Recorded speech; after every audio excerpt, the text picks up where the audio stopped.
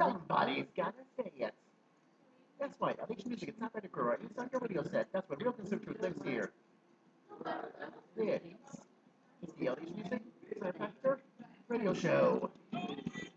I have to tell you, this week has been a tremendous week for the Republic. Rand Paul has come out of the gate, and he has come out running hard. I mean, he has really made an incredible impression in America in this last week. And the latest polling shows from Quinnipiac that he is now beating Hillary Clinton in three days. That they polled. Iowa, Colorado, the other one. Here was the other one. In Virginia. In just a few days. His speech, as we have said earlier this week, I think is one of the best political speeches I have ever seen. Very long time ago. He is coming out of the gate really strong. He's joining us now. Senator, how are you, sir? Very good, Glenn. Thanks for having me. You bet. You must be torn because in some ways this has been a really great week. In other ways, the press is really starting to show themselves. And even Fox was hammering. I should say Hannity. But some of the other shows on Fox were hammering. And you have done an expert job of being very kind, being very gentle, but putting people in their place. What you did with Debbie Wasserman Schultz was genius. Well, you know, the thing is, they say that if you're over the target, you draw flat. And I think the fact that we pulled ahead of in some of these purple states shows that we can get independent vote, shows that we can have the winnability it takes, you know, to win not only the nomination, but to win in the fall. And I think that scares people who are for the status quo, people who, see, there are people on both sides. There are people on the right who want to spend a lot of money we don't have. There's people on the left who want to spend a lot of money we don't have. And typically what happens in Washington is they get together behind closed doors and they just send us into oblivion. So we borrow $1 million a minute because both sides really, truly don't care about the debt, and they're afraid of someone like me who would actually balance the budget. Senator, how do you respond to people who say, because I think you know you well enough to know you mean what you say, and you will do these things, but when you get into the domestic spying, you said in your speech that on day number one, you will revoke that executive order, and you will stop the spying on Americans. What do you say to people who would then, the minute we get hit, and we're going to get hit one way or another, it's just a matter of time before something happens, whether we're spying or not. What would you say to people who say, well, it's your fault, because that's what would happen. Well, you know, the thing is people say this about the Patriot Act. I tried to get rid of the Patriot Act because I think it turns the Constitution upside down. And people said, well, what would you rely on? And I said, well, couldn't we just for a moment, couldn't we for a day rely on the Constitution? It's the same way with the spying program. I'm not saying don't use intelligence. I think we should use our intelligence to find out about people who might attack us. So if you're here and you moved here from Pakistan or moved here from Yemen last year, and you're calling people back in Yemen and you're plotting, and we have evidence, we should look at your phone records. If your phone records include 20 people you called in the country and in Yemen, and there's suspicion, you take it to a judge. Look at their phone records. I don't care if you go 20 hops into the material looking for people who are terrorists. I just want you to ask the judge, and I want you to put an individual's name on the warrant. What I object to is the warrant that Snowden revealed said Verizon on it. I don't know anybody named Mr. Verizon, and Mr. Verizon doesn't have possession of hundreds of millions of phone calls that he has the right to divulge. You need to have warrants that are individualized. This is a big deal. I just finished reading Mike Lee's take on this. Have you seen Mike Lee's new book that's out? Oh, yes, I have. Oh, yes. Yeah, and in the book he tells the story of John Wilkes, which is a great story about his opposition to the king, because the king came after him without a warrant with his name on.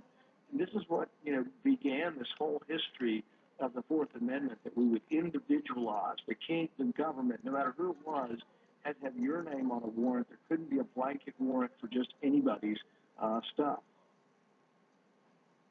Okay, let's have, first of all, first of all, let me tell you something. This has been Such a good week from you. Pat is, I'm a big supporter of Ted Cruz, Ted Cruz, but I'm a big supporter of yours as well. Pat is, Not so much in your camp. He would He would vote for you, Zilly. This has been such a good week. I came into work this morning, and he was singing your praises. He was saying, he is just hitting it out of the park. I mean, you have been incredible, just incredible. Yeah, the speech was phenomenal. And the way you've handled the press, I think, Senator Paul, has been phenomenal. Yes. You're not just rolling over, and that's what they expect you to do. They expect you to just roll over and play dead every time they come after you, and starting with this, well, you're mean to women, or you shushed a reporter, or you... No, stop. Oh, all right, please. That's enough. And I'm doing it in a please. real normal way. Sweeping. But let me ask you a couple of hard questions because there are many fans, of our show that have concerns, and they just want to hear you speak on things like Israel and and ISIS, because why?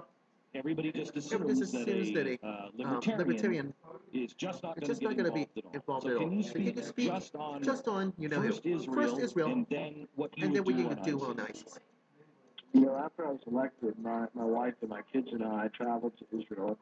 We traveled with, a dozen or so evangelical ministers, and a lot of the trip was organized a good friend of ours, and also supported by a doctor friend of mine who is Jewish that helped to get the thing going. And it was an amazing trip. And I think the one thing you come away from it knowing is that people in Israel know that America is their friend.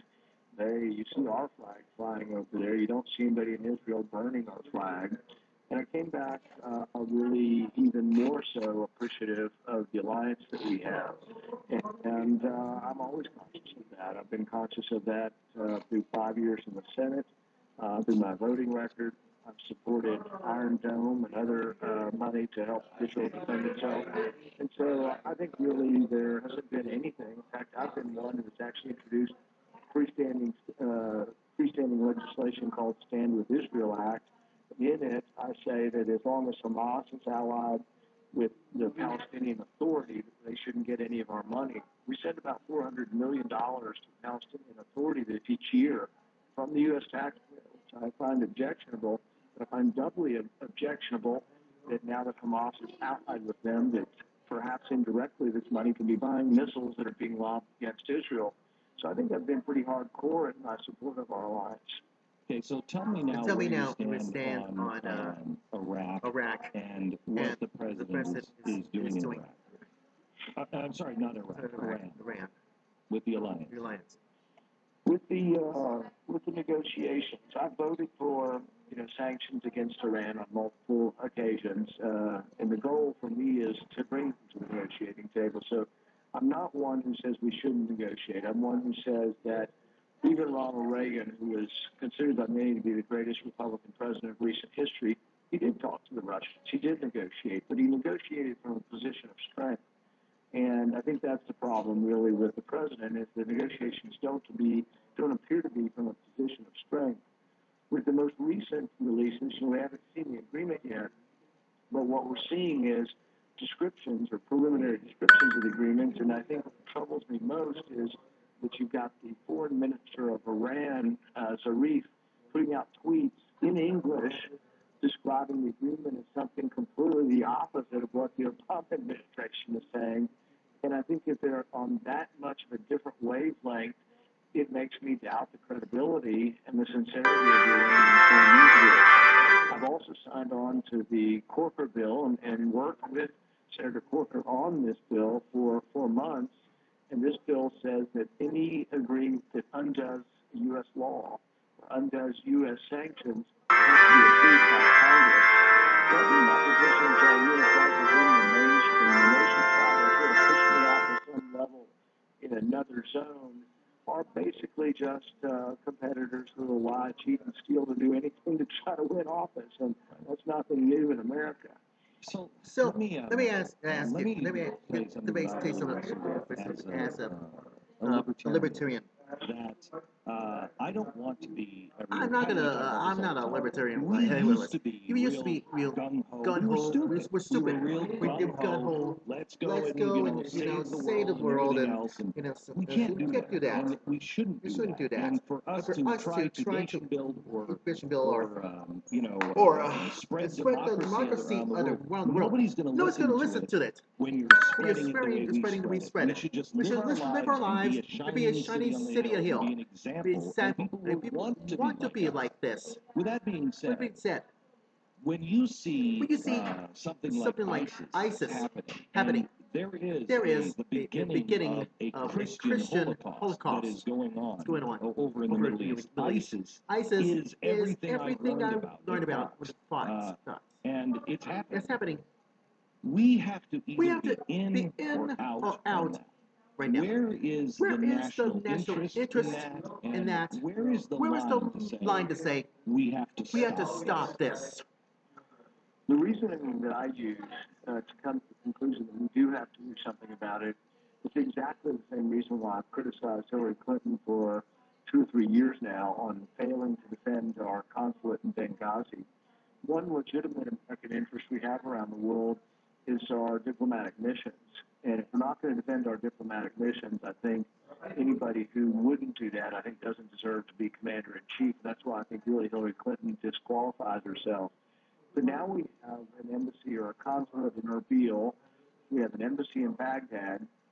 And as ISIS made advancements out of Syria and into Iraq, I became aware and conscious of the fact that, you know what, our consulate could fall. This could be something 10 times worse than Benghazi, and that if we're going to have it there, we've got to defend it.